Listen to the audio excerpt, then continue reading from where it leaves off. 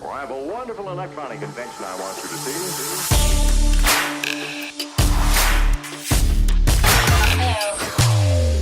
This is James Mathers at NAB 2019 for the Digital Cinema Society and Studio Daily. I'm here at the Nila booth, and my friend Jim Sanfilippo is going to tell us about his latest light. What is this? So we've got the prototype bicolor that we're showing.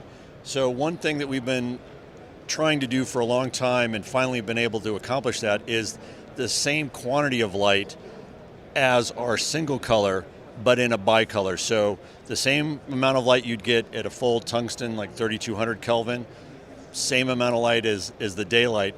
We actually overshot it by a little bit, so we're about 5% brighter in both through that full range of color. So with this, it's sort of the new advent, as well as being able to hit that brightness level. The price point is only about $300 more currently than the original single color version. So both of those milestones have been really great for us to be able to achieve. So the last thing to do on this is the software. And the software is going to be really kind of special in that we're going to do 200 Kelvin increments all the way from below 3000 Kelvin to above 6000 Kelvin. So you have that accuracy going through, and we're doing it as a lookup table in the software. That lookup table will allow us to have that perfect color accuracy fixture to fixture. So if you've got 1 unit or 5 units, you know it's always going to be that color temperature. So doing that inside the software is just the last little bit that we need to get done, and then we can start shipping this out. We anticipate that to be end of June for the Zela and end of July for the Varsa. Will this extend to the rest of the line? We're going to see how the first two go, see how the public really receives them.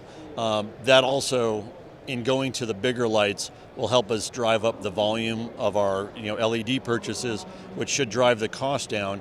And so the goal is by the end of the year to have all the lights, both the Boxer or the replacement for the Boxer, which we're working on, whole new housing that'll be round, so we can't call it the Boxer anymore.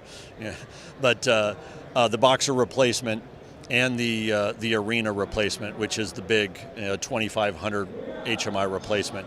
So both of those will be much brighter than they currently are, yet not the same amount. So double the light output for the Boxer replacement, but only 50% more in the power draw.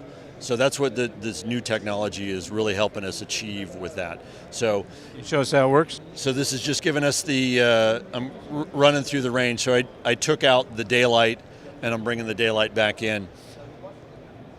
There's actually more than 2 colors in here. There's 3 colors. We've added a red channel so that we really can keep those warmer red tones even when we're at 5600, 6000 Kelvin.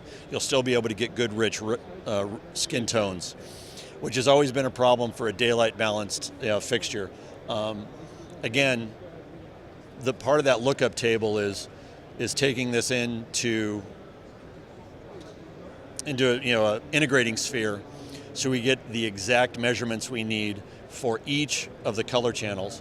When we lock those in for 4000 Kelvin, 2000, whatever that level is, again in 200 degree Kelvin increments, that's the key, is giving you that range. So you'll have almost 20 steps between full warm tungsten, warmer than 3200 to cooler than 5600, that full range, giving everyone the choice, yet with the same light output that we've always had and been known for, and that reach and punch that we've been known for.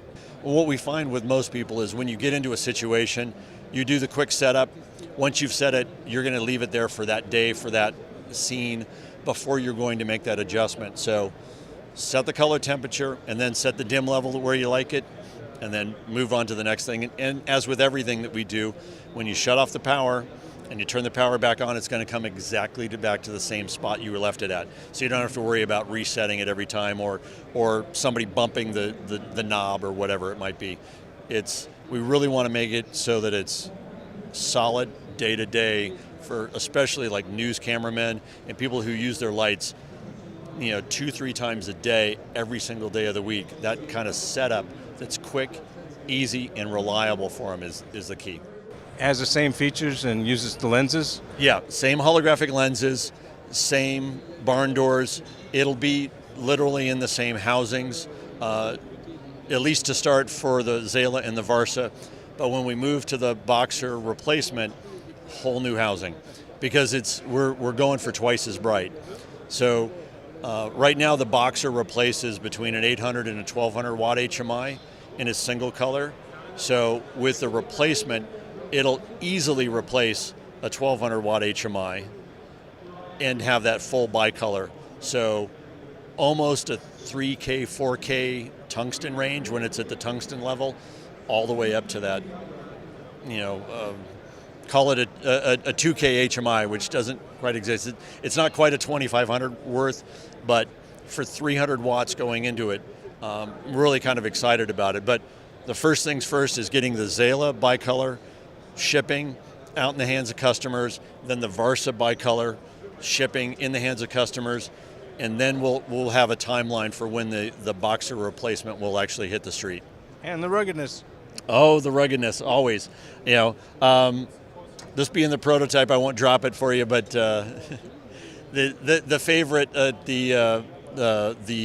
I forget the name of the event. The Lighting Expo, DCS Lighting Expo. The DCS Lighting Expo. Every year I get to throw a light on stage just to wake everybody up, make sure that they understand it's really durable. So if you haven't seen that video, look up this last year's DCS Nila. At the end, I throw a Varsa on the stage after throwing the barn doors on the stage. So just to show how durable things really are. Thank you so much, Jim. My pleasure.